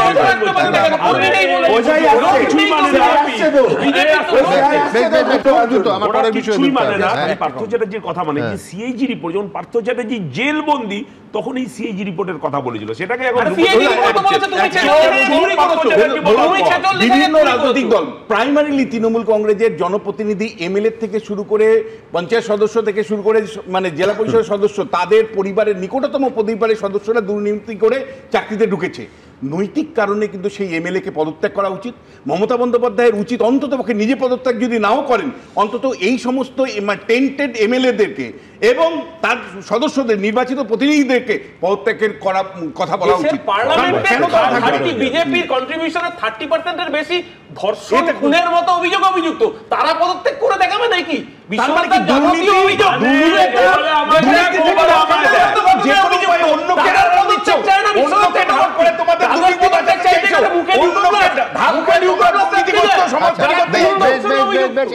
একটা দ্বৈরথ আজকে পশ্চিমবঙ্গ সাক্ষী হলো, সেই দ্বৈরথে আসবো, কিন্তু তার আগে আপনারা এই নিয়ে কি বলছেন আপনারা জানেন। আমাদের ভেরিফাইড এক্স অ্যাকাউন্ট, সঙ্গে সুমন @IAM প্রচুর মন্তব্য, দ্রুত একটা মন্তব্য নিয়ে নেব। বিদ্যুৎ নায়ক তিনি লিখছেন, এসএসসির দাগিদের সম্পূর্ণ এবং বিস্তারিত তালিকা কবে বেরোবে, বঙ্গবাসী সেই অপেক্ষায় রয়েছে। অতীশচন্দ্র ভাওয়াল লিখছেন, দুর্নীতির ব্যাপারে যে দল কথায় কথায় জিরো টলারেন্সের কথা বলে, তাদের এতজনের নাম তাহলে তালিকায় ঢুকলো কি করে? প্রবাল ঘোষ লিখছেন, যারা লক্ষ লক্ষ টাকা নিয়ে চাকরি বেচল এবং যারা কিনলো, তাদের প্রত্যেককে সামনে আনতে হবে। অমরনাথ কর্মকার লিখছেন, শিক্ষকের আগে দাগি জুড়ে যাওয়াটা কোন অবক্ষয়ের ইঙ্গিত, তা ভাবতেই খারাপ লাগে। আশরাফ মির্জা লিখছেন, অযোগ্যদের নিয়োগ করে বাংলা শিক্ষা ব্যবস্থার মেরুদণ্ডটা ভেঙে দেয়া হয়েছে।